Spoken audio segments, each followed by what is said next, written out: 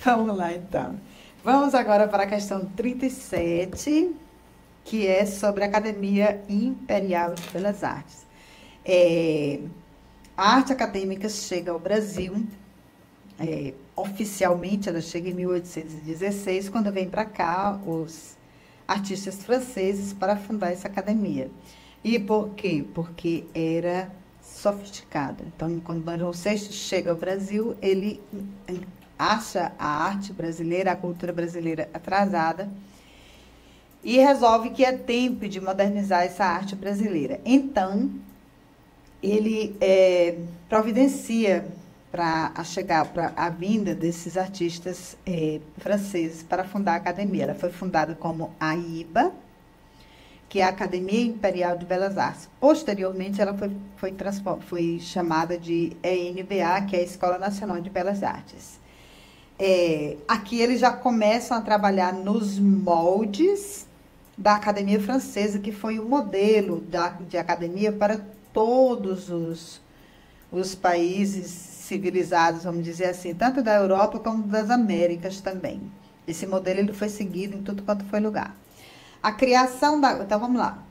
A criação da Academia Imperial de Belas Artes, a AIBA, no Rio de Janeiro, em 1826, inaugura o ensino artístico no Brasil, em moldes semelhantes aos da Academia de Arte Europeias. No Brasil, a arte realizada na academia corresponde, em linhas gerais, a modelos neoclássicos e românticos aclimatados que têm de enfrentar as condições da natureza e das sociedades locais.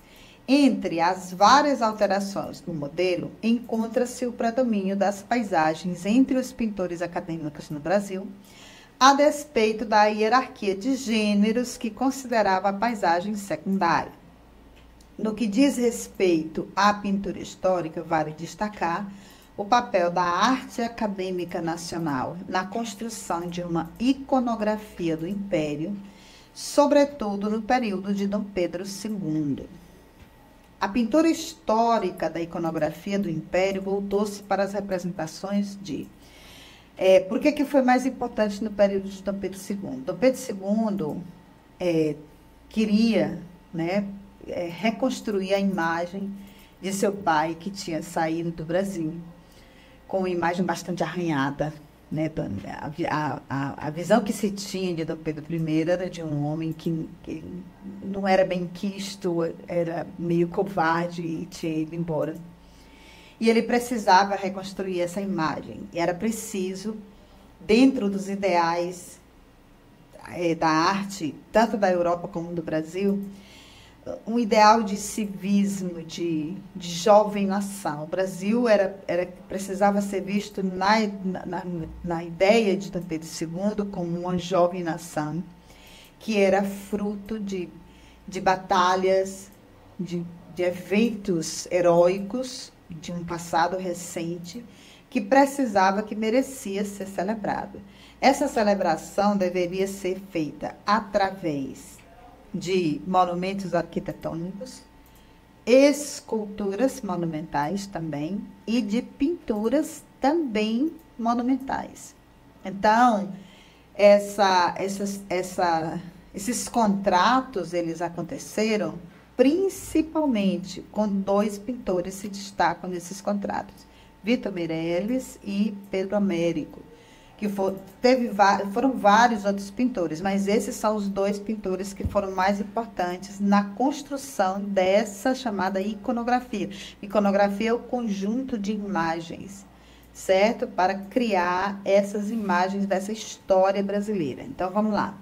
A pintura histórica brasileira, a pintura histórica na iconografia do Império voltou-se para as representações de paisagens naturais e urbanas, como a afirmação da valorização da natureza. Aqui já está contradizendo, porque a questão está falando de pintura histórica. Cenas românticas inspiradas nos romances em voga, nos saraus e reuniões da elite. Teve esse tipo de pintura na pintura acadêmica? Sim, teve, mas não histórica. Cenas de gênero centradas no cotidiano e sociabilidades dos membros da corte. Teve esse tipo de pintura na Ibo? Também teve. A cena de gênero é o que? A representação de cena do cotidiano. Também teve, mas isso não é a cena histórica. Costumes e comportamentos da burguesia local acompanhada de engajamento social. Teve isso também? De certa forma também, mas isso não é pintura histórica. Retratos do imperador. Comemorações oficiais e construção de uma memória da nação.